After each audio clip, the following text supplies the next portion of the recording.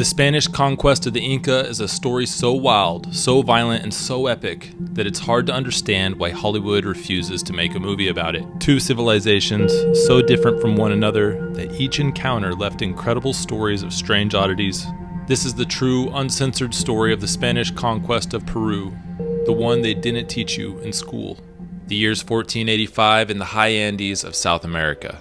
Recently, I was looking at eclipse data from NASA and noticed a total solar eclipse passed directly through the newly conquered lands of northern Peru, and curiously, its path eventually traveled over the northern tip of Spain. That same year, Christopher Columbus was arriving to this new kingdom, seeking to gain royal support for his ambitions to discover a new trade route to Asia. It was probably hard to imagine for the Inca at the time, but their civilization was on a parabolic rise, with the peak right around the corner.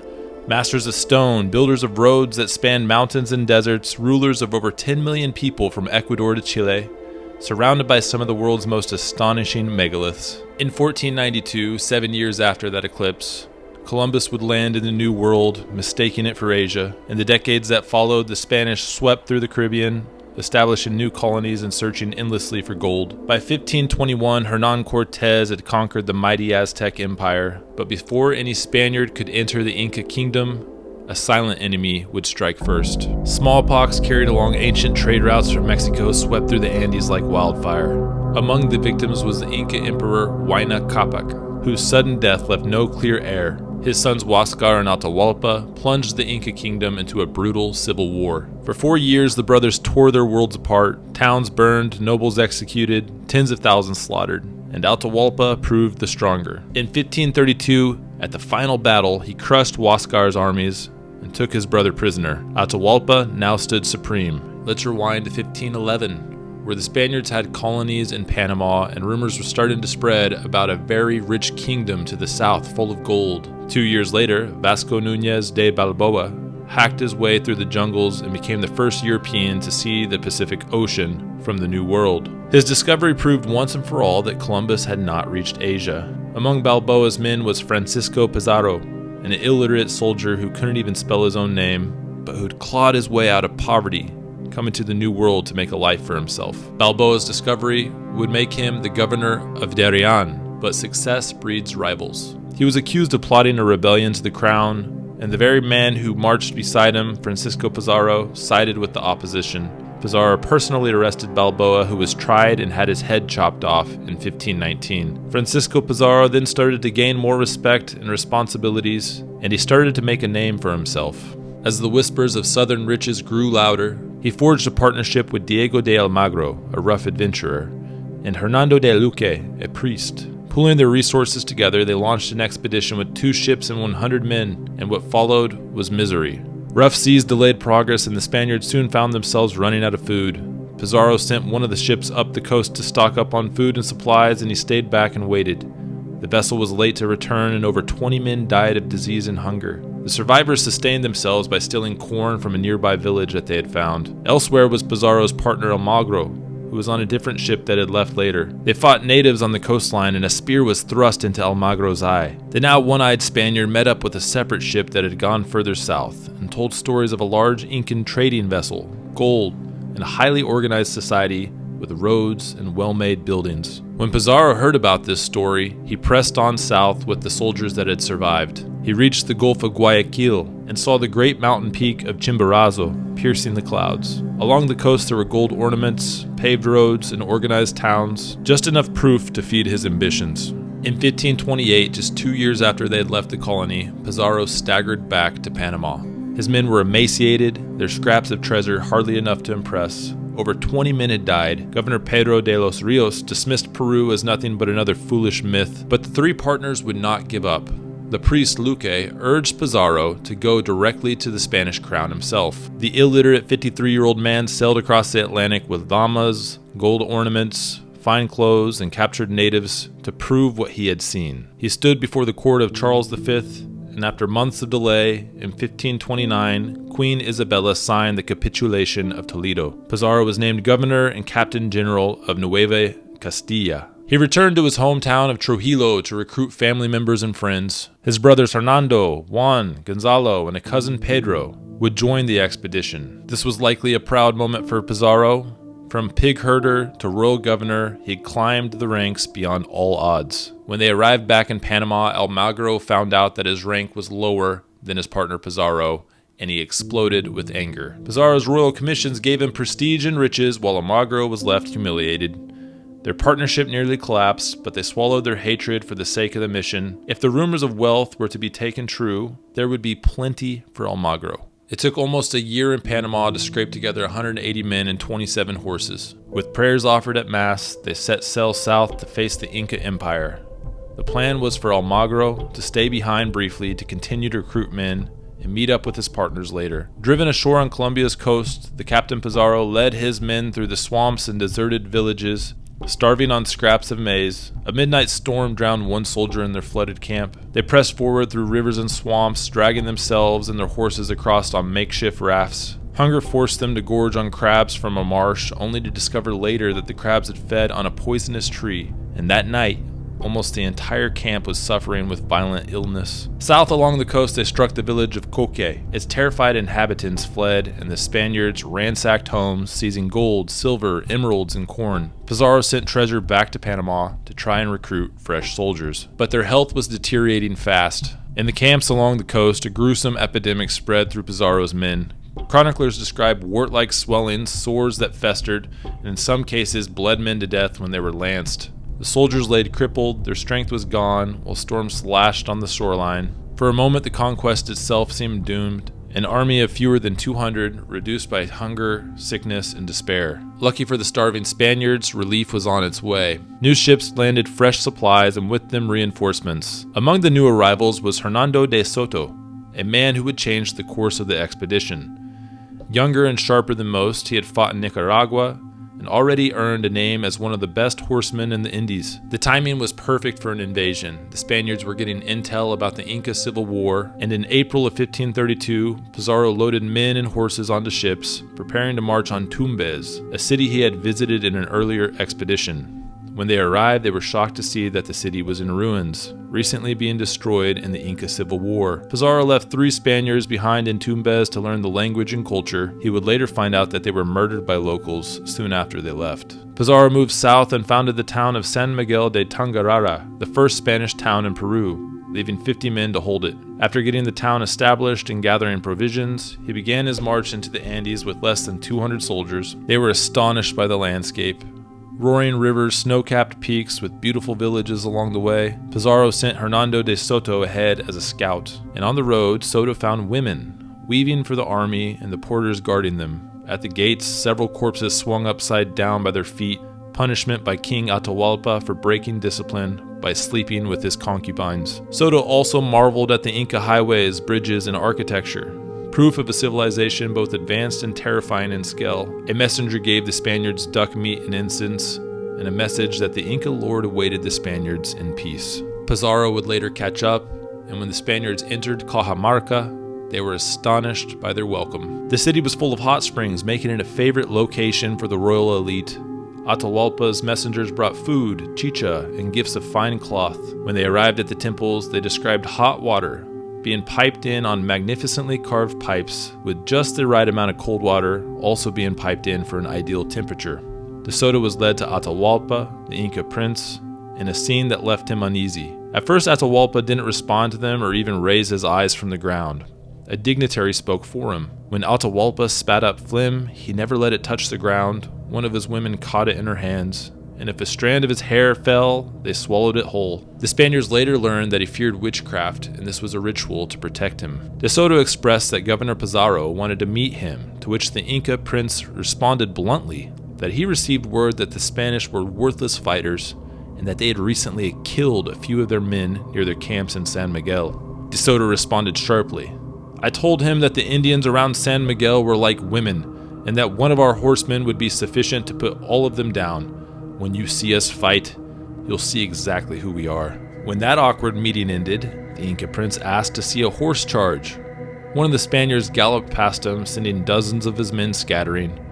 Afterward, the Spaniards learned that Atahualpa had those men rounded up and beheaded for showing their fear. That night, Pizarro's men stood watch with growing dread. There were rumors about 30,000 warriors hiding in the hillside, but they really did not know what to believe. A decision was made to take action. On November 16th, Pizarro elected to take out the Inca Empire in one blow. Pizarro hid his men and ordered for the artillery to be aimed at the city square and told them to wait for his signal. He commanded that Atahualpa be taken alive, his bargaining chip for the conquest of Peru. Then came the moment. Atahualpa's army filled the plaza. There were singers, dancers, and nobles glittered in gold and silver. At the center was Atahualpa, carried high on a golden litter, lined with parrot feathers, attended by lords and princes. The Spaniards held their breath as he entered the trap. A friar stepped forward holding a cross and a Bible, and through his interpreter he demanded Atahualpa accept the Christian faith and the authority of the Spanish king. Atahualpa asked to see the book. He took it, struggled to open it, and then flung it to the ground and ordered his men to ready themselves, telling the Spaniards they were thieves and that he would kill them all. But before they could organize, artillery was fired directly into a group of natives in the center. Muskets were fired, and cavalry thundered from hiding. Panic tore through the crowded plaza. Unarmed Inca servants and attendants were butchered where they stood, crushed by horses, cut down by swords, and ripped apart by pikes and daggers. In the chaos, Pizarro shouted that Atahualpa must not be killed. He wanted him alive. Night fell on Cajamarca with the streets choked in blood. 4,000 Inca lay dead in the city. Not a single Spaniard died. Atahualpa, the ruler of this powerful empire, was now in custody. Pizarro wasted no time. He fortified Cajamarca to make this a new stronghold. That night, he dined with his captive. The Inca was seated at the governor's own table and served as if he were still a king. His women attendants were released from confinement and returned to him, and he was given his own room under guard. As time went on, the Spaniards were getting to know Atahualpa, writing that he was extremely smart, learning Spanish in only 20 days, and even learning how to play cards and chess. He was especially curious about the Spanish communicating with writing. He wore a cloak made out of vampire bat skin that was described as softer than silk. Likely fearing for his life, Atahualpa offered the Spaniards the deal of a lifetime, promising to fill up an entire room with gold and silver. The Spaniards were overwhelmed by this proposal, unsure about whether to believe him. 2,000 Indian porters were ordered to Cusco to begin carrying treasure back to Cajamarca. Vessels of gold were brought by the ton, and Atahualpa became worried that his captive brother would also bribe them with gold. To prevent this, he gave the order to execute his brother by sending men to drown him. For the Spaniards, Cajamarca was both a treasure house and a trap. If Almagro and his reinforcements from Panama did not soon come, they would be left surrounded, outnumbered, and sitting on a fortune too heavy to carry away. As months went on, no reinforcements had arrived, and the gold still was not being brought in. Their patience started to fade. The rumors about the 30,000 Inca warriors in the hillside had the Spaniards terrified. Atahualpa's general CO.AG led this army and was in possession of a large amount of gold. Rumors spread that he was about to march on Cajamarca and free their emperor. He sent word to his younger brother to greet him with promises of peace, inviting the general under safe conduct. CO.AG accepted, but once they got back to Cajamarca, he soon realized that this was a trap and that he was no longer in control. He was immediately seized, bound, and taken prisoner, and with one stroke, Pizarro removed the greatest threat to his army. The ransom chamber filled with gold, and Pizarro and his men had more wealth than they'd ever seen in their life. They immediately paid off their debts, some of them even paying double what they owed without thinking twice about it. Gold was flying from person to person. Yet the fear still lingered. As long as Atahualpa was alive, the Spaniards feared of rebellion. Pizarro originally did not want to kill him and resisted the suggestion that was being urged by his captains. But eventually, they would convince him that it would be in their best interest to do so. A trial was staged, and the charges were idolatry, treason, and the murder of his brother Huáscar. Atahualpa reportedly begged for his life as he realized what was happening. He was sentenced to be burned alive unless he agreed to be baptized, which he accepted. Instead of being burned alive, he would instead be strangled to death with a cord in the center square of Cajamarca. His death shocked the empire. Atahualpa's sisters, wives, and some of his troops hanged themselves. For the Spaniards, they tried to justify their decision. The chronicler Jerez wrote, "All said with a single voice that he was the greatest and cruelest butcher they had ever seen, that for a trivial reason he would wipe out a village, or for one person's petty crime murder 10,000. He was a tyrant despised by all." Almagro and the reinforcements finally arrived, but instead of celebration, the Spaniards almost turned to blood. Diego de Almagro arrived with more than 100 fresh men, saving his army from being swallowed by the Inca forces. Yet his men demanded their share of the glittering ransom already held in Cajamarca. Pizarro's veterans were not happy with this. They had risked everything, and now newcomers wanted the spoils. The square nearly erupted in violence.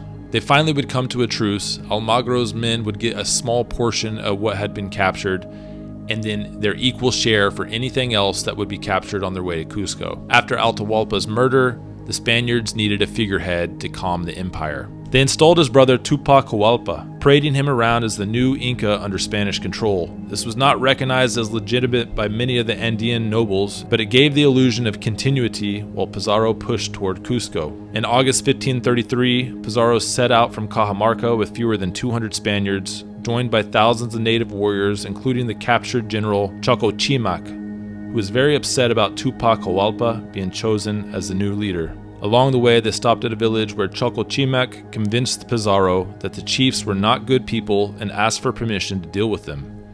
Pizarro granted him permission to do as he saw fit. The younger Pedro Pizarro describes a very violent scene. Given this license, Chocochimac summoned all the caciques from the area, asking each one to bring with him the largest stones out in line, then ordered them to lie on the ground, each with his head resting upon a stone. Taking another stone in his hand now, he smashed the head of the first man, flattening it like a tortilla, then moved on to do the same to the next man. When Governor Pizarro got word of this, he sent an order for it to stop. They pushed forward, and Hernando de Soto ranged ahead with 60 horsemen to scout the roads and clear ambushes.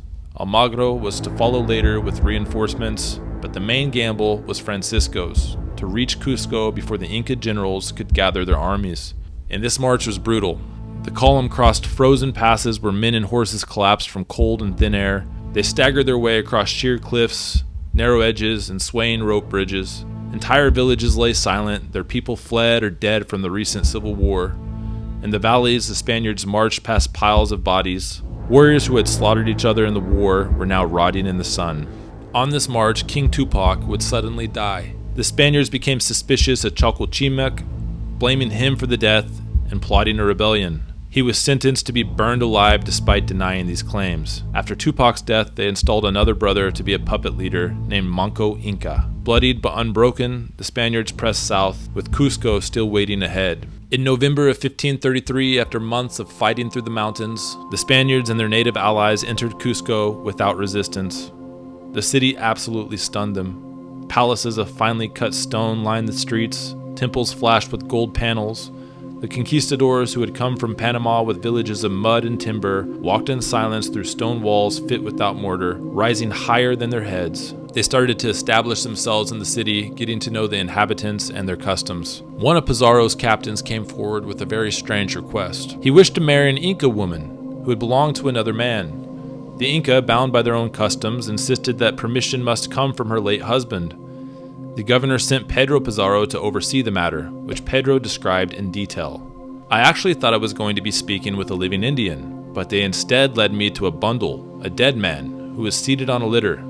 The Indian who was to speak for the dead man was seated on one side of the bundle and the woman on the other. The captain and I approached, and the interpreter delivered the question. There was a long pause as the spokesman looked at the woman, probably to judge what her wish was. And then both she and the spokesman answered together that the dead man had granted the request. The captain then led the woman away. Every day they took these corpses out, seating them in a row in the plaza in order of seniority.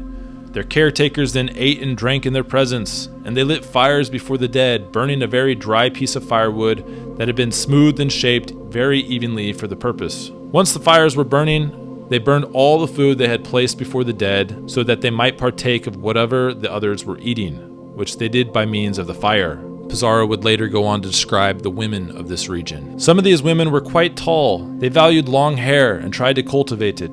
Almost all of them were daughters of lords and nobles, and they all regarded themselves as beautiful. Among the common women were the Guancas, the Chachapoyas, and the Cafleres, who were the most beautiful and cleanest, and the rest were just thick, neither beautiful nor ugly, but average. The people of this kingdom are light-complected, olive-skinned, and among both lords and ladies we saw some that were very white, like Spaniards.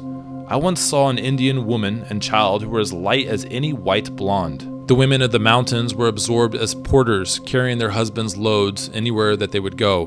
The Spaniards witnessed them doing this while pregnant, even stopping on the trail to give birth. They would then wash the baby, pick up their load, and continue their job of transporting goods. The looting of the city would almost begin immediately. Golden plates from the Coricancha, the Temple of the Sun, were pried off, idols seized, mummies carried away and desecrated. For the Inca, the heart of their empire was defiled in front of their eyes. For the Spaniards, it was wealth beyond measure. At the fortress of Sacsayhuaman, above the city, they saw stones the size of houses, some weighing over 100 tons, interlocked with what felt like impossible precision. Cusco became the home base, and after the looting, Pizarro got to work sending out expeditions to find gold and silver mines throughout the region. But a major headache popped up for Governor Pizarro. They got word that Pedro de Alvarado, one of Hernan Cortez's fiercest captains in the conquest of Mexico and later governor of Guatemala, was about to march on Quito in 1534 with 600 Spaniards and thousands of native allies. His army was wrecked by rains, hunger, and disease in the Andes. Before he could seize the city, Almagro and De Soto raced to beat him. Too weak to fight, Alvarado agreed to a deal where he would receive silver and gold to turn around and go back home. This deal had spared civil war, and the Inca nobles could now see it clearly. The foreigners were very much divided, quarreling over treasure and power. Whispers spread that the empire might still be saved. At the center stood Manco Inca, the young puppet emperor installed by the Spaniards after Atahualpa's death. At first, Manco cooperated, hoping that the Spaniards would take their loot and just leave. He rode with them on campaigns and gave orders in their name. But despite this loyalty, Manco endured constant humiliation, being treated with terrible disrespect by Gonzalo Pizarro, who stole one of his wives to have as his own. By 1535, Manco had had enough. He quietly dispatched messengers into every valley and province, summoning chiefs still loyal to the dynasty. From north to south, warriors gathered in secret. He escaped Cusco, and by that time, 100,000 warriors had answered the call. In May of 1536, Manco Inca descended on Cusco. Spanish chroniclers wrote that the mountains around the city glowed with campfires. They were armed with slings, clubs, spears, and captured Spanish weapons, and the Inca surged into the valley. They set Cusco on fire, torching temples and palaces until the sky turned red from the flames. Inside the city, fewer than 200 Spaniards and their allies braced for annihilation. For weeks, they fought in the streets, charging with horses, firing crossbows from rooftops, dragging artillery from plaza to plaza. Hernando, Gonzalo, and Juan Pizarro led desperate counterattacks, but each day the siege tightened. Above Cusco loomed Sacsayhuaman, the massive fortress built with cyclopean stones, walls rising in great zigzag terraces. Whoever held it commanded the city below. At the start of the siege, Manco's warriors seized the stronghold, using its height to rain down stones and spears onto Cusco. A daring assault was ordered. Under relentless fire, Spanish cavalry and infantry stormed the steep slopes, fought hand-to-hand with swords, maces, and bare stone. During this fight, Juan Pizarro, who led the charge, was struck in the head by a stone and mortally wounded, a major blow to the conquistadors' morale and leadership. The Spaniards were astonished by one of the Inca generals that seemed to display levels of bravery that defied reality. This Inca captain, who wore a Spanish morion on his head, carried a leather shield on one arm, and wielded a Spanish sword with his other hand. He had acquired all of these items from Spaniards who had died along the way or had been captured by the Indians. This captain darted quickly back and forth on the heights of the fortress tower, keeping the Spaniards from climbing up their ladders and killing any Indians who were ready to surrender.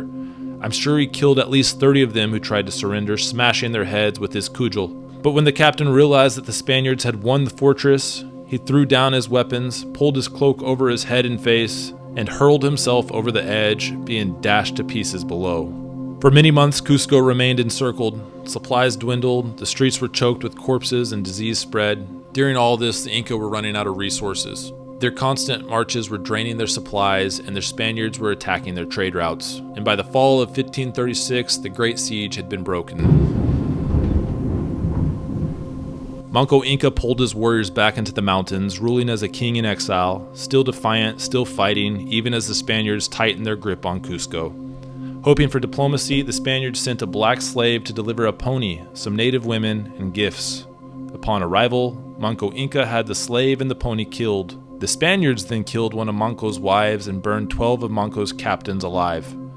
They placed his wife's body in a basket and floated it down the river for Manco's forces to find. The siege of Cusco was the closest the Inca came to driving out the conquistadors. Large parts of the city were left in ruin, and the rebellion proved two things to Pizarro. The Inca would never accept Spanish rule quietly, and Cusco's high mountains made it a poor choice for a colonial capital. In 1535, he founded a new city on the Pacific coast, later to be named Lima, the City of Kings, which would soon eclipse Cusco as the seat of Spanish power in Peru. But the fragile partnership between Fransisco Pizarro and Diego de Almagro finally was about to break apart. The crown's grants of territory were vague, and both men claimed rights over Cusco. Pizarro insisted the city was his. Almagro had been exploring his undisputed claims further south and found little wealth, which likely caused him to purposefully misinterpret the boundaries of his territory due to vague wording from the crown on whether the distance of a league was measured on the coast or on land. Tensions grew until they erupted in open confrontation. In 1537, while Hernando and Gonzalo Pizarro held Cusco, Diego de Almagro marched with his troops. The city changed hands very quickly, and Hernando was taken prisoner. The Pizarros were humiliated, and for months Almagro ruled Cusco, trying to reconcile with Manco Inca in the hills. But time was against him. Reinforcements for the Pizarros poured in from Lima. In April of 1538, the two factions met at Las Salinas near Cusco. Hundreds of Spaniards faced on one another in the field, steel against steel, the empire's conquerors now at war with themselves. The battle was brutal and decisive. Almagro's men were overwhelmed, his artillery seized, his cavalry broken. The old governor was captured and dragged back to Cusco in chains. Almagro was strangled and then beheaded. His enemies Hernando and Gonzalo Pizarro attended his Christian funeral sitting in the front row. If Almagro would have just been patient, he would have found out that his undisputed lands in Chile, Bolivia, and southern Peru would turn out to be quite wealthy, and now all of this was in the hands of Pizarro, at least momentarily. But Almagro's followers, the Almagristas, did not stop with their rebellion. They rallied around his son, known as El Mozo, who Almagro had fathered with a native woman decades prior. Though Manco Inca still resisted from the valleys of Villacamba, it was now Spaniards against Spaniards that determined Peru's fate. Fransisco Pizarro, ruling from Lima, built palaces, raised cathedrals, and appointed governors. Outwardly, his power seemed absolute. Yet in the taverns of Cusco and Lima, Almagro's old loyalists whispered of a blood debt. The crown was very upset with the Pizarros for executing Almagro. The younger Hernando Pizarro would go to Spain during this time to defend their decision in court. He was very surprised upon arrival to find out just how angry people were with them. He would soon be imprisoned for the next 20 years of his life. And on Sunday, June 26, 1541, the day of reckoning would arrive. Governor Fransisco Pizarro, then in his 60s, was in his palace in Lima, dining with friends after Mass. A band of Almagristas, armed with swords, forced their way inside. Francisco, aged but still fierce, seized a sword and tried to fight them off. It's said that he cut down two attackers before being surrounded. A blade pierced his throat, another struck his side, and he fell bleeding across the floor. Before he died, witnesses swore he traced a cross in his own blood upon the tiles, kissed it, and whispered a final prayer. Then the conqueror of the Inca Empire lay dead, butchered not by Andean warriors, but his own countrymen. When Fransisco Pizarro was cut down in Lima in June of 1541, Peru plunged into turmoil. The assassins, 4 men of Diego de Almagro, proclaimed his illegitimate son, Diego de Almagro the Younger, as governor. Barely in his 20s, El Mozo was paraded through Cusco as his father's avenger. But El Mozo lacked his father's authority. In Lima and along the coast, most Spaniards denounced him. His rule would quickly dissolve into a fragile, contested claim to power. And when news of Pizarro's assassination reached Spain, the crown decided to stomp out this entire mess in Peru once and for all. They sent Cristobal Vaca de Castro with full authority to crush the chaos. Marching through the Andes, he rallied towns, provinces, and Pizarro loyalists under the royal banner. In 1542, near Ayacucho, El Mozo's Almagristas faced Vaca de Castro's army. Cavalry charged, guns cracked, hundreds of Spaniards died, and the king's official force overwhelmed and captured El Mozo. Tried for rebellion, he was quickly executed in Cusco with his severed head on display, serving as a warning to anyone who would dare rebel against the crown. Yet in the wilds of Peru, Manco Inca still organized a resistance until 1544. Several Almagro loyalists went to him seeking refuge from the royal officials now in Peru, knowing they would be executed if they were caught.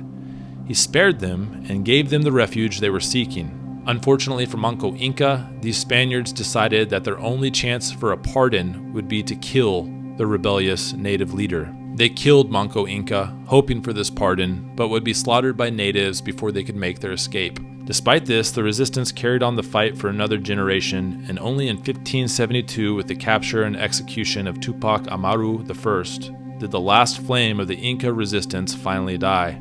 Gold, power, and pride had consumed the conquerors, and the empire they had bled to seize was now the property of a distant king from Spain. This wouldn't be the end for the Pizarros, though. Even before Francisco's murder in Lima, his half-brother Gonzalo had already marched beyond Cusco, north into Ecuador, and east into uncharted territories, which would kickstart the discovery of the Amazon, and one of the most epic and brutal stories of human survival ever told. I'm currently producing that video for the future. Please stay tuned for that. And thanks for watching my videos. I have a members-only channel for $5 a month where you can see exclusive footage. It's a great way to support my channel.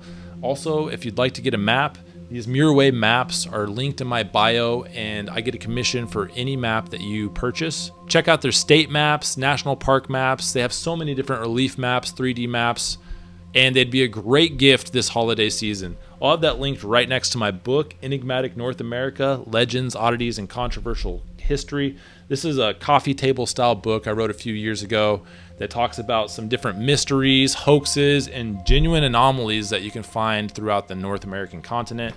So give that a look. Thanks so much for supporting my channel. Thanks for watching my videos. Stay tuned. I have a whole series on the conquistadors that we're going to try to get through together over these next couple months. Thanks for watching, everybody. I'll talk to you later.